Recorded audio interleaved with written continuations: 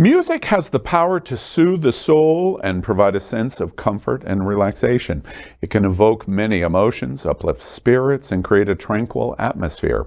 Whether it's through soothing melodies, heartfelt lyrics, hip-hop, pop, country. Wondering why we are talking about music and its impact? Well, our LGBTQ plus community obviously has always been a huge consumer and contributor to the worldwide music industry. We have used this platform to express who we are and to connect with the broader world. And today's guest is a no-name in the modern music world. He is an Indian American, born and raised in Durham, North Carolina, and is known as VJDAMUSICMAN. Welcome to Unapologetically Queer. I'm your host, Al Ferguson, and I am proud to talk to some of the most interesting people of our LGBTQ plus community that are the most interesting to our LGBTQ plus community. This program is unique because it is an unedited conversation.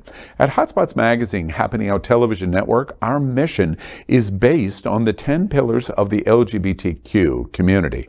We are an LGBT nonprofit who believes that our history and our future are based on the communities of Black LGBTQ+, Latino, lesbian, and queer women, trans, students and youth, seniors, HIV/AIDS healthcare, business, social justice, and faith. The music industry in the USA is a hard nut to crack. Not everyone creates a name for themselves, no matter how hard they try. And not everyone is enough to be passionate about it either. But you're going to meet somebody that is both, and that is VJDAMUSICMAN. He is a queer Indian American singer, songwriter, making pop, R&B, and hip-hop music. He has already produced 3 studio albums that are out, and currently each are focusing on using his music as a means to process and support mental health challenges, sexuality, and identity. So let's welcome VJDAMUSICMAN. And first off, I want to make sure that we are clear. I understand you're unapologetically queer. Yes, absolutely. And thank you for having me. Yeah, very excited about you joining us today. First off, an opportunity of your family's roots in India. India is a very topical subject in LGBT because of what is going on in LGBT rights. We'll get to that in a bit. But tell us first, interesting because you have multiple intersections, a person of color, you're queer, in music, producing many different kinds of genres in music. Why did you get into this field, into music? What interested you, especially from the standpoint of you representing the LGBTQ plus community? You know, I think that it's a great question because music for a long time served as therapy for me. I would kind of use it as a journal that I would set to various songs and instrumentals that I would find on YouTube and other platforms where producers would make royalty-free instrumentals. And every time I couldn't get in touch with something that I was ready to accept about myself, music was always there with open arms to allow me to be freely who I was. So actually, at the time of my first and even half of my second album, I wasn't even out to myself yet. Music, looking back, is what helped me to process coming out. Oh, that's interesting. In fact, it segues to something I was very curious. I've looked at a lot of your music now, and I'm curious about the intersection of being an American. You're born in North Carolina, but the Indian family roots that you have, being a singer-songwriter and being queer. Did it make any difference being Indian American and queer versus just Indian American? Are you different in terms of your approach to music because of your queerness, or did that make any difference at all? Yeah, I think absolutely, because I think the influences that I draw from in making my music are very different from a straight Indian man. I have always been quick to, sort of enjoy pop and R&B music, specifically made by women, I feel like it shouldn't have to be the case where you have to be queer in order to appreciate and give women their flowers. But honestly, in the way the society works, you're more likely to give women performers their flowers when you are from the queer community. And so some of my biggest musical influences like Nicki Minaj, Doja Cat, Ariana Grande, I think I can appreciate them more because I'm looking at them from a queer lens, and they're more likely to inspire me than someone who's not queer. You know, for the LGBTQ community, I know it doesn't surprise you when I say this. Our most well-known influence, musical influence, is Bollywood, Yes. and that kind of Hollywood-themed dance performance, music, etc. You are not necessarily in that genre, although you might do some music that's like that. But you focus on pop and hip hop. Is family in India surprised in the music genre that you're performing in as a queer artist? Is family, your family around you, both here in America and in India, are they surprised about what you do? I think initially, ways because I'm now, about 4 to 5 years into making this kind of music, I think the initial shock has worn off. But I was trained in Indian classical music growing up, and so I don't think that any of them expected me to gravitate so much to R&B, pop, and hip hop as I have. But I think they're all really grateful that I've used the roots that I cultivated to put them into the new genres that I've been exploring. I want to talk about India specifically for a moment. It's really a fascinating subject for the worldwide LGBTQ community. As all of our viewers probably know, India is the most populous country in the world. And there is an estimated, now I invite everybody to listen closely. It is estimated that there are 100 million LGBTQ plus in India. 100 million queer people in India. Civil rights are a struggle for LGBTQ plus India historically. We have reported so many stories this year in 2023 at Queer News Tonight about what is going on in India and focusing on the changes that are really positive for LGBT, including gay marriage. And basically the Indian Supreme Court is taking up that case now, and we expect really anytime in coming weeks of an answer there. I'm curious, VJ, what do you think about what we're watching for LGBT in India? I think we've come so far in terms of all of the different kind of accomplishments that are, being made right now. The changes that we're seeing happen are fantastic. Obviously, we have a really, really long way to go. I think my family, after I came out and even before, they always used to tell me about kind of how vibrant our culture is in and out of the queer community, but especially in the queer community in India. It's nothing that is new, but it's something that is being newly recognized by institutions such as the Supreme Court. And so I can't wait to see what happens. I have, people that are fighting on the line so closely just to make sure that, gay marriage is approved and seen as equal. And so I know that it's going to be really great when it happens, and I'm really excited to see how far we've come.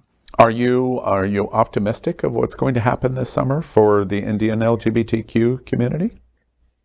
I think that I don't want to base as much of the optimism on this one decision because I think that I see it as much bigger than that. I think that I see how many queer people in India are fully embracing themselves and being unapologetic about it and using their different platforms to sort of tell their story. And so I think obviously having the Supreme Court backing is essential and we would love that. But I think that we're doing great with or without it and kind of showing that one decision is not going to change who we are. One other thing that I'm always curious, having traveled so much all over the world. Do you have a feel, first off, the number is staggering, 100 million LGBT in India. That's about a third of the United States being queer in population. Do you have any feeling, or does it resonate for you, of how much the LGBT community in India follows America, our film, our music, and somebody like you? Any impression of what LGBT Indians' reaction is to American queer culture? I'm not sure. I wish I knew more about that because it would have helped me a lot in terms of, putting out uglies as a concept with the music video being the way it is. And I know that we're going to share that with the viewers in a bit, but that was the hardest thing to gauge. It's like, okay, they will see me as a queer Indian American, but is that hyphen going to be off putting? Would they embrace me more if I was just a queer Indian? Because I think that the identity, that Indian Americanness, it comes with so much of the American privilege that I know a lot of Indian people don't feel. They kind of see it as a freedom that I was exposed to that they don't have, and I totally understand that. And so I'd be curious too to see what the feedback has been in terms of relating to queerness in America from an Indian perspective. Yeah, well, if it's any consolation, we have significant production staff, including the writer of this show is based in our offices in Pune, India. And you are, as many interviews that I do with famous people, you for staff in Pune were among our most excited from staff members of going. So I assure you, you are being followed. And I love India to hear LGBT is following. Let's talk about your music a minute. Your music and images, in much of what I have listened to, is full, first, surprising to me, of sexuality and lots of cultural diversity and embracing even mental health, which is centric to the queer community. Your music, these three albums that you've produced, the new one, which we're going to talk about in a minute, and your first song, The Uglies, what is it that you're hoping to achieve through your music? What's the motivation behind it? Yeah, I like that you mentioned at the start of the interview that the American music industry is a tough one to crack. I think that's so true because growing up, I always had dreams of being a famous musician, but I never really understood what I wanted the parameters of that to look like. Now, having put out 3 albums, I think what I'm really looking for is to resonate with people that are like me, little kids watching and seeing, what is going on, someone who embraces their sexuality so openly, someone who's proud of their culture. I think if I can be an inspiration to any of them and inspire to authentically be themselves, that to me will be me making my mark. I'm curious in relation to that, your family both in America and family in India, what do they think about your music? Do they listen to it, for example? Yes.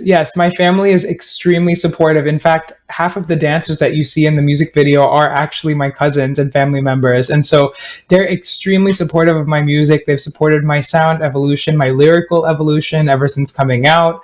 Whether it's in America or it's in India, they've been so supportive of my sort of progression as an artist. And I'm so grateful for that.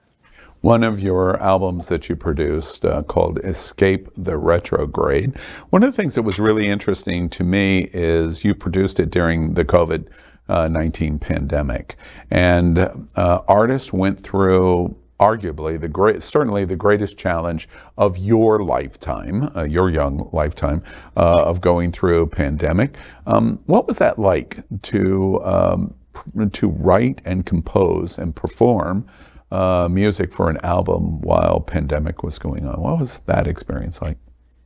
Yeah, it's funny that you asked that. I think that when I wrote the album, because it was happening between August to, I want to say, March of 2020. So I actually wrote and finished producing the album right as the pandemic started.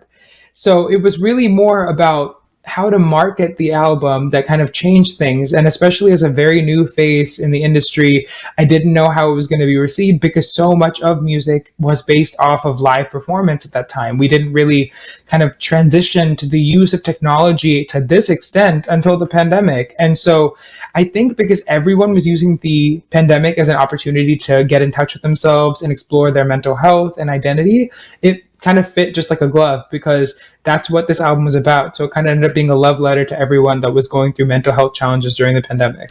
Yeah, I love the intersection of the mental health and providing music and being committed to the isolation that we all experience.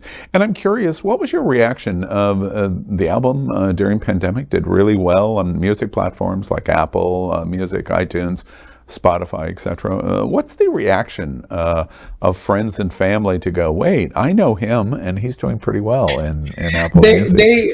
They were all really excited. I think all of us were just kind of in disbelief because we're so isolated from everyone else that it's kind of like, oh wow, these numbers are great, but where are these people in real time? And so they were obviously very excited for me and like to see the positive response to the album. But I think it was just like kind of overwhelming in a lot of ways. Like, wow, there's this many people that resonated with the songs, and my family was really excited about it. That's great. Well, you have a new album I want to talk about. It's called Chaos on a Canvas. It dropped on May 12th, and you have said it speaks to you being queer and Indian and how both labels define you and your music. And before we talk about it, I want to give everyone a sample of your first music video out of the new album called Uglies. What happened?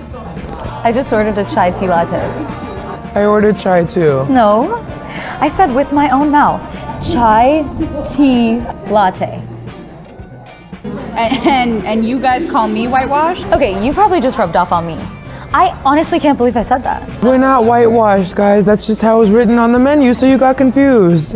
Oh, really? And what name did you give the barista? Chai tea latte for V?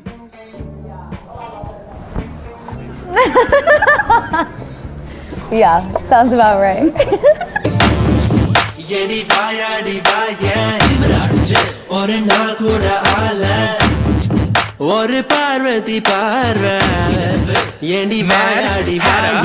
I know you've been talking about me. I know you go walk around me. This is getting awfully frothy. Want the creamy carver toppy. I already hear the chatter. This ain't rap, does that matter? When I'm already the maddest, hattest pill. Now we're in the final chapter. Why would I move with the mask when I've been in class so you can go back your lashes? I don't be speaking in verses to break up these curses so I can be called dramatic. I think I'm starting to feel romantic. No, I feel your man. No, this isn't romantic. Keep protect eye attack so you should panic.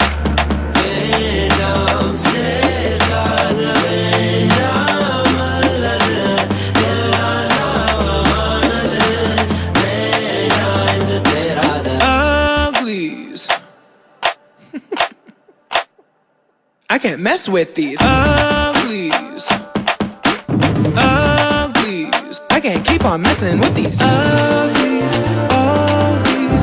Uglies. I can't keep on messing with these uglies. Uglies. Uglies. I can't keep on messing with these.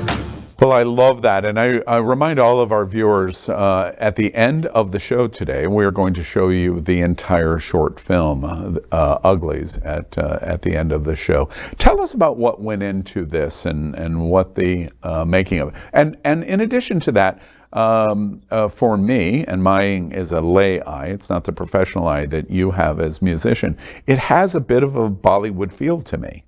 Was that intentional? Yes. So what I'll say is, first of all, I know like a lot of people were, they kind of go with the sort of Bollywood eye of it.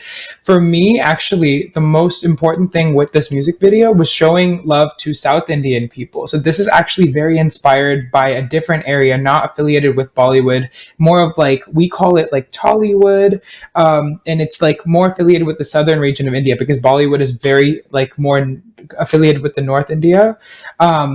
And so it very much draws down to the song sample, the way the music video was filmed. It's supposed to be very iridescent of a Tamil kind of movie, film, song, which is very vibrant as well. And Tamil is the language that's spoken in a region called Chennai, which is in South India, which is where my family's from. And so I wanted to kind of put that on the main screen in terms of the outfits that were worn, the dance that's shown in the video. It's called Kutha dancing, which is different than Bollywood dancing. Kutha dancing is perfect for people like me who don't dance in real time. So it's supposed to look messy and fun. It's the kind of dancing that you just do when you're in the kitchen and you're blasting your favorite song. And so I wanted everything to be very authentic to what South Indian culture is, because that's what I grew up in. I see. And its title, Uglies. Help us understand who or what the Uglies are. Yes. So there's two interpretations for it. There's the fun sort of kind of queer dating perspective, which is how the song was written. You know, after coming out, I had lots of fun getting on dating apps, and dating apps have that fun feature where they pair you with most compatible. And so me and my friends would just sit around, when we were just kind of messing around, going through the different apps and seeing what Hinge or Bumble or Tinder deemed to be my most compatible match. And sometimes we kind of laugh because it's like, okay, why does this person think that they can get with me? In a very funny sort of like, making fun sort of way. But ever since that, it's turned into a much deeper kind of social and cultural sort of concept, which I love because that's what I'm all about as well. And the music video tells that story. Uglies are we're all uglies in terms of what we've been made to feel ugly for. For me, it's everything you mentioned about what makes me an intersectional human being. Being Indian, being an American, being queer, all of those different facets I experienced all sorts of bullying for growing up, which I know I'm not the only one. And so this song and concept is about reclaiming everything that I was made to feel ugly for and turning it into something beautiful. Yeah, I love that because my generational age is very different than your generational age. When I was your age, queer was a negative word. Today, we proudly say queer to take the word back to say, wait, you can't hit us with the word queer because we say it's an embracement. That's what I just heard you say, which is super interesting. Another thing that's interesting about this song and the video is it was very much, if you don't know that you're gay in the video, you might not necessarily know you're gay in the video. We all know you're gay, and you have all of these girls around you. And it's a trope about our community. Women's best friend is the gay guy, and that's what you represent in this video. Tell me about what that inspiration was. Yes. So the section of the video that you showed was where my alter ego on the album and in the song. So I'm VJ the Music Man, but my alter ego is Mad Hatter. And Mad Hatter is kind of like the spirit that lives within all of us. It's our most kind of aggressive wants and desires. I kind of call him like the id in the psychological way.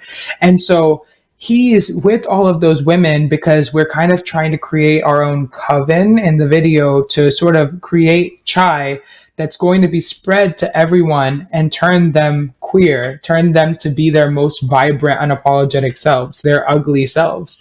And so it is definitely a trope because I could totally see the Mad Hatter being someone's gay best friend. And I totally have been someone's gay best friend. I've been many people's gay best friend. Right. So I love that interpretation. I think it's just, in order to be that, you have to be very secure in yourself, to kind of take on that role. Because I think gay best friends do a lot for people.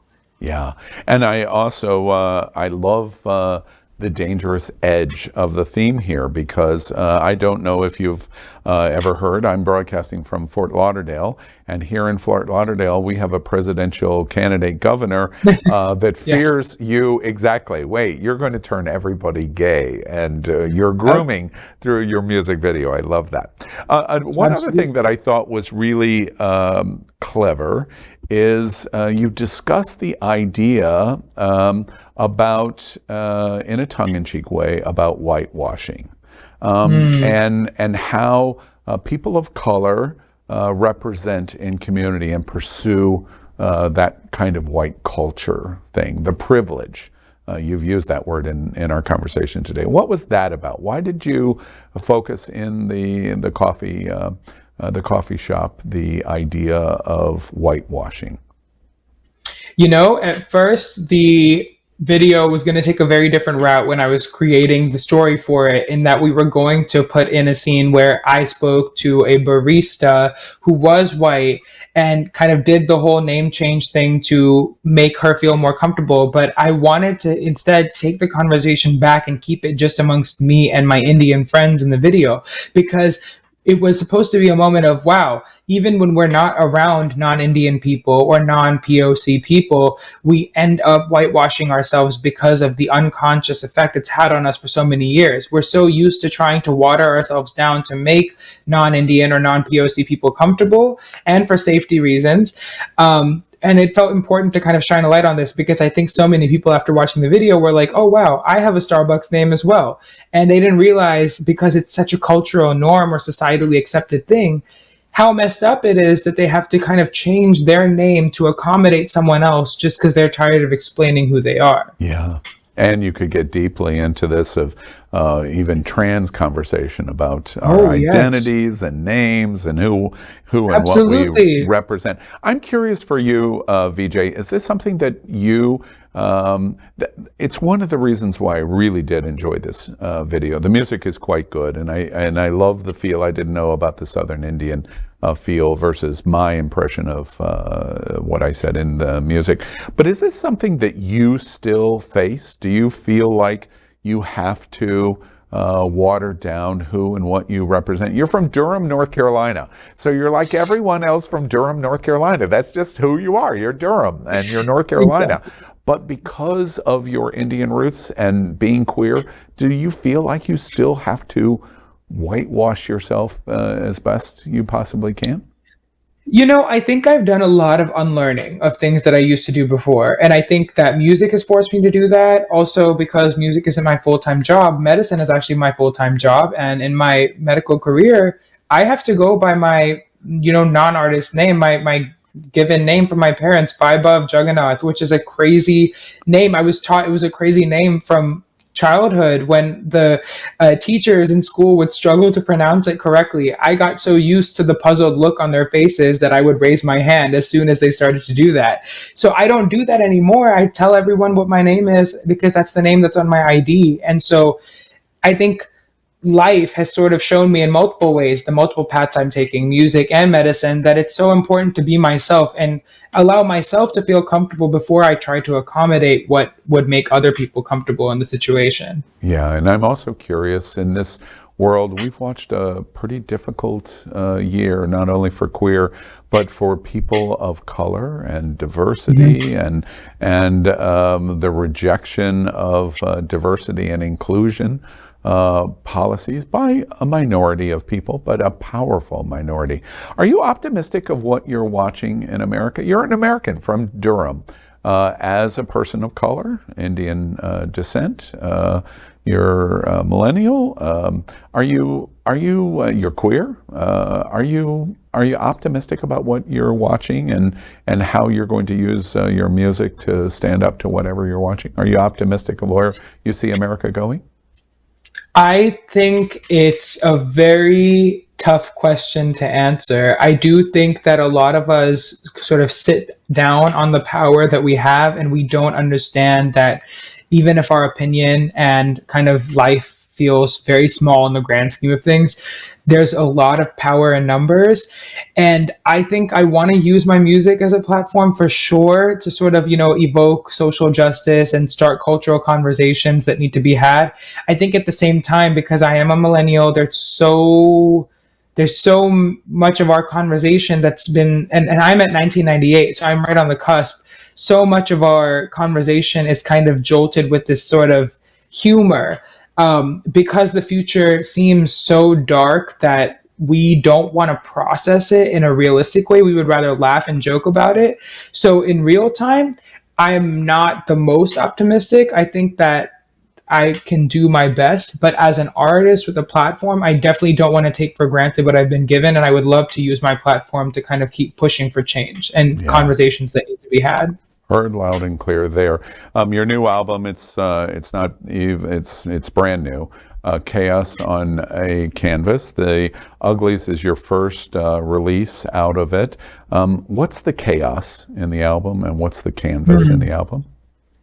Yes. So we as human beings are the canvas, and chaos is what's been created from having to literally break into all of the different identities that you just mentioned.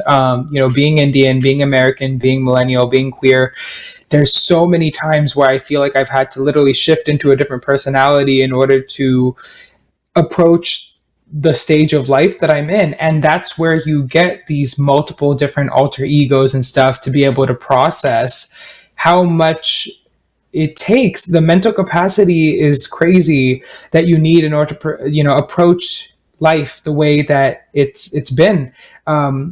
processing coming out in a very traditional Indian home forced me to sort of hide all of these sort of aggressive wants and needs and put it into this persona called Mad Hatter.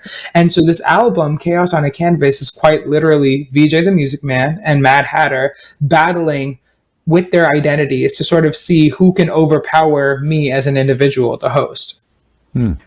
That's super interesting. Who wins?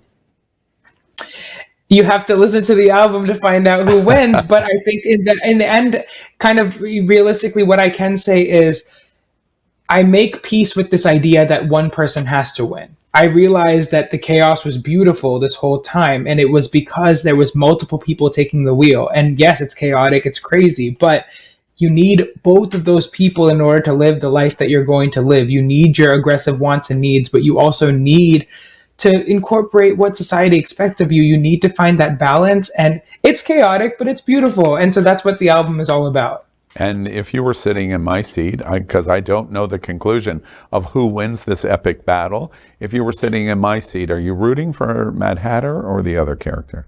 Would you be? I'm definitely rooting for Mad Hatter for sure, because I think that Mad Hatter has had to go through so much in order to even kind of be out in the open. And so I think I would love to root for him because he's the reason why I'm still here today. He's the reason why so many queer individuals are here today, by actually listening to those inner voices that we suppressed for so long. Yeah, that's a great answer. Where do we find the music? The new album? Yes. Chaos on the Canvas. Where do we find it? Yes, Chaos on a Canvas is available on all streaming platforms: Spotify, Apple Music, YouTube, iTunes, Pandora, any of your choices, it's available. Yeah, great. And we encourage everybody to do that.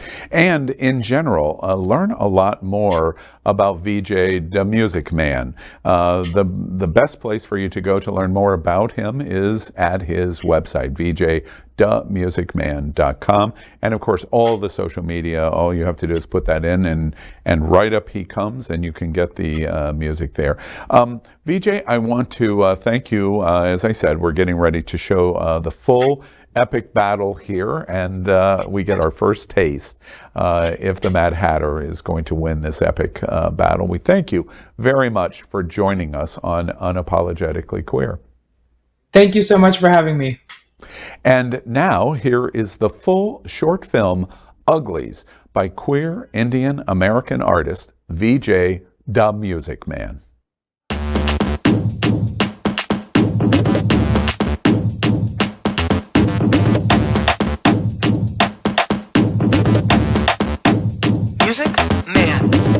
Feel smart, but you're dumb. Bang on my chest like a drum. Why would they send for me and come for me? It's bad for them. I know that they're speaking in tongues, but I wouldn't breathe through their lungs. All of that smoke that they say blowing, puff pass. I know that it's easy now to talk your ish. I feel like I'm married out, so suck my hit.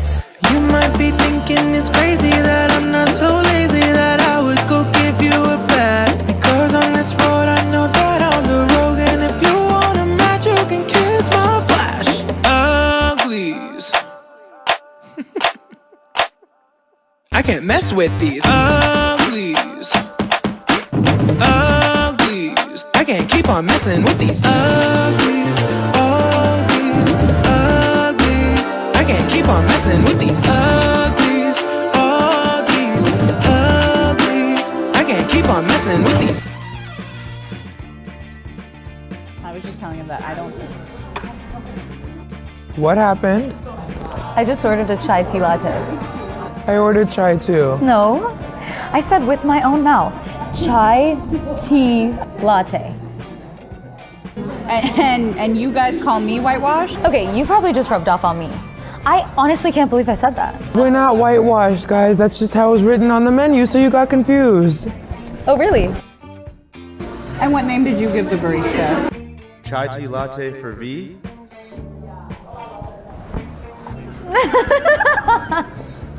Yeah, sounds about right.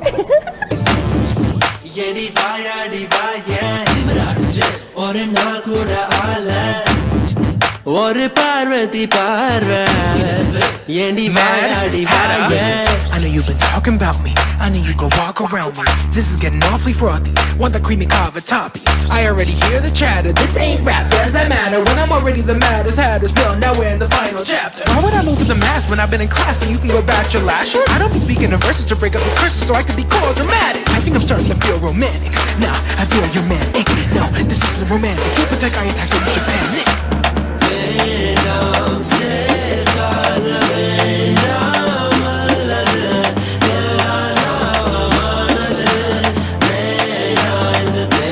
Uglies.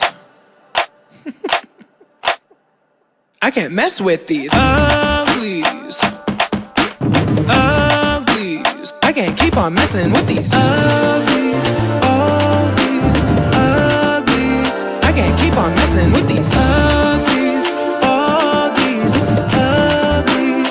I can't keep on messing with these.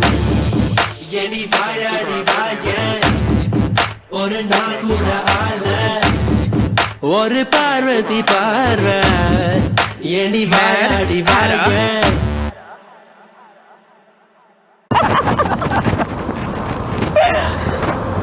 Is that a chai stall? Mad Hatter. Yeah. See body, they wanna see body, for the daddy body, they wanna see body, for the daddy body, they wanna see body, for the daddy body. 'Cause they ain't want the smoke, so I lined them up and I killed them. Been serving looks since day one, sent shots like Serena Williams. You see me as your answer, make a wish, my moon's in Cancer. I'm a gem and I think your puppet strings make you a dancer. Imagine this, she got a man